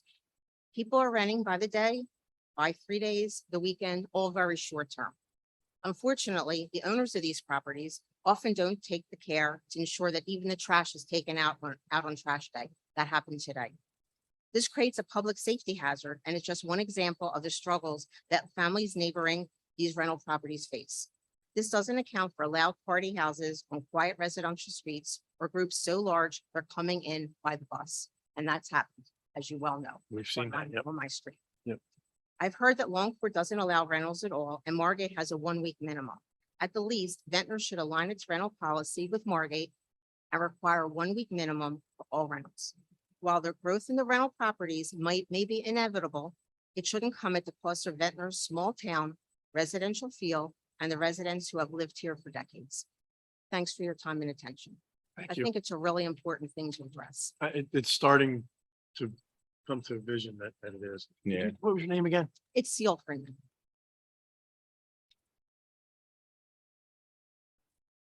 I just like to take notes. So when I go back and read it again, I think it's really important that we really take the time to really think about these, these 1 day, these 3 days, people Yeah. coming in. It's a party. we're not getting, we the live city's on not getting the residential benefit of it. Yeah. They're not going to our restaurants. They're not- not. The Ubers pick them up.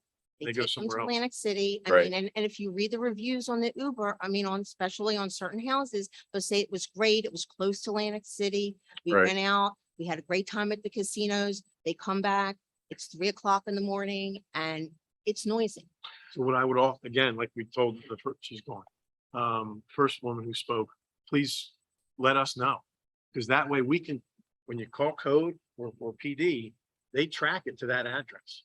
And then when they come up for their mercantile license next year, like, we got 15 complaints here. Right. We're not renewing your license.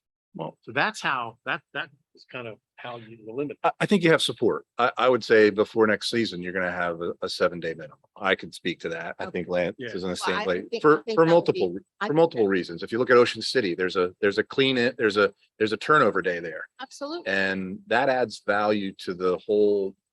And in some ways, it adds value to the whole city. The businesses know they're getting a new wallet every week. And they're getting, we do live, you have to take some balance in the fact that we live at a resort. Town.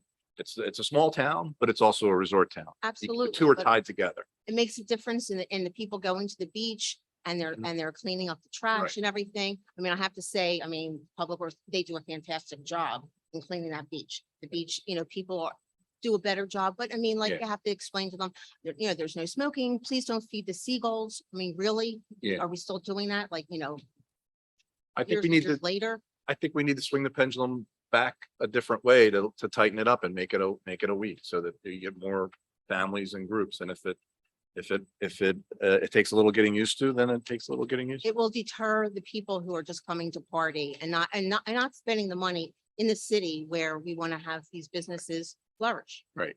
So- Agreed.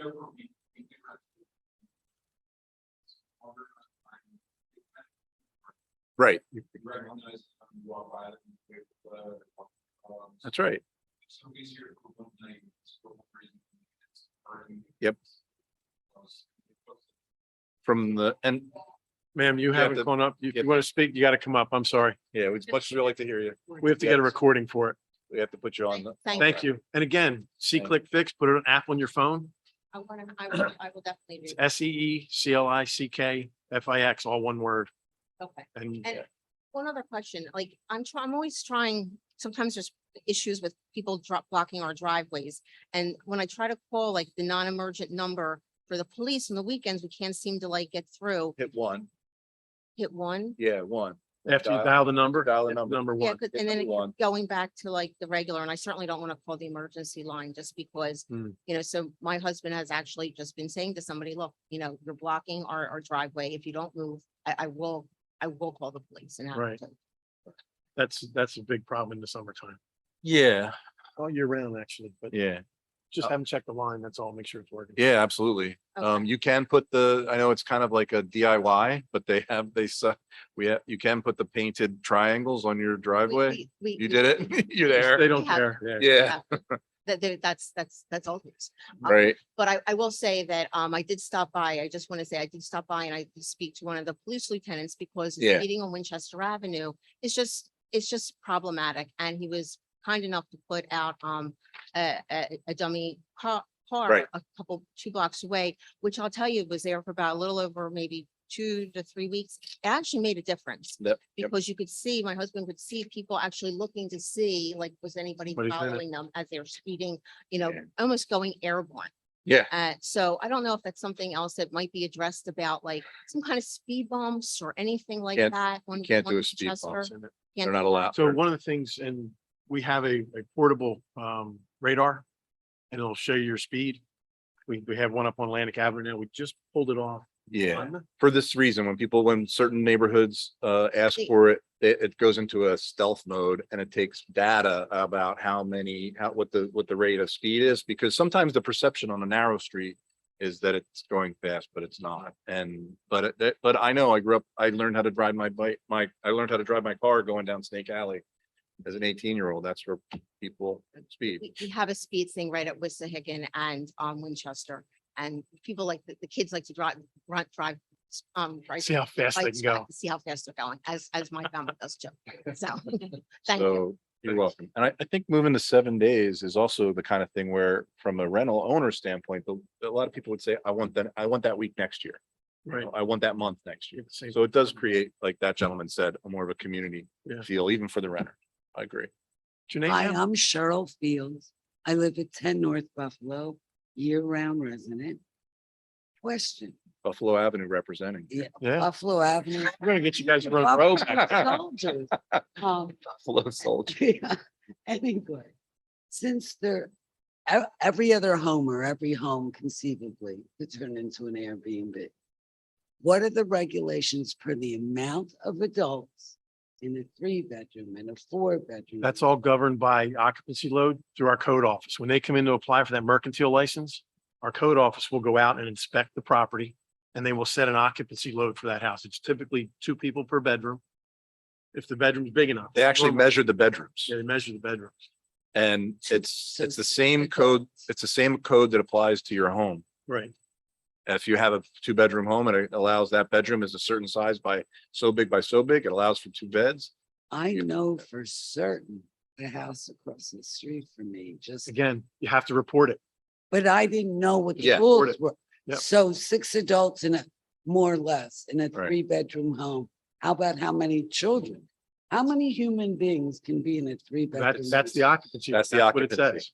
So it's based on the size of the bedrooms and this number of bedrooms in the home. And it's literally the size. They go out and measure before they get their CO. How? So if you, do- it's conceivable that someone might try to bend those rules. So if you think that's something that you want to report, you can, because part of the density of the home, of the street that you live on is predicated on that. The zoning Zoning and parking zoning and demands are parking based on demands bedroom number. are Is based on there- bedroom numbers. Is So there a website that would inform me of The- 6 adults, 5? no, the easiest thing would be to call and let the code, Call the construction office, Let them do ask for Jimmy Agnesino. He can tell you, he'll pull it up. We do have a company that called Host Compliance. Thank you. that's right. Little voice in the back. Because I live. Post next to compliance the that- Demolition of a house that was 6 feet from mine during those snowstorms. And when he demolished the house to build his new house, which he has no, he's not gonna spend the night there. It's a duplex Airbnb, 7 figures. Has no intentions of spending one night there. It's solely an income property, and that's his prerogative, but It can impact you negative. It still has to it can comply. impact Right. all of us. Right. negatively, Not So- just, Reach out to our code office and talk to Jimmy, give him the address. He'll tell you what the occupancy load it is for the property. We have a group called Host Compliance that watches Airbnb and VRBO and all those sites for us. We pay them annually to do that, and they kind of data mine that for us to make sure at least they're not advertising more than they're allowed to have there. even, God forbid, There are fire codes. That's all part of the occupancy, all part of the occupancy. and that's all part of the annual inspections on these properties. They have to meet fire code. So it's yearly. Yep. Okay. It's not, I think Buffalo Avenue has multiple challenges, but this is one that we can sort of help with a 7-day and then also try to enforce in the. More park. enforcement. Yes, 7 But days. Airbnbs aren't going away. They are the largest, bigger than any hotel in the world. Right, There's more units in Airbnb than any hotel in the world, right. any chain. But 7 days. 7 days. All right, thank you very much. Thanks for coming out. Jim, anybody on Zoom? Anybody on Zoom who wishes to speak or question on any item, please make yourself known by raising your hand or within the chat feature and you'll be Thanks. recognized.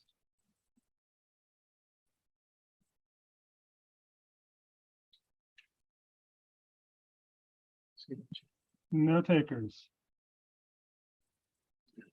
Nothing, Jim? Nope. I see the chat things popped up. I couldn't get into Zoom. Oh, it was just on some technical issues we had earlier. Okay. All right. Motion to close. Motion to close. Second, all in favor? Aye. Aye.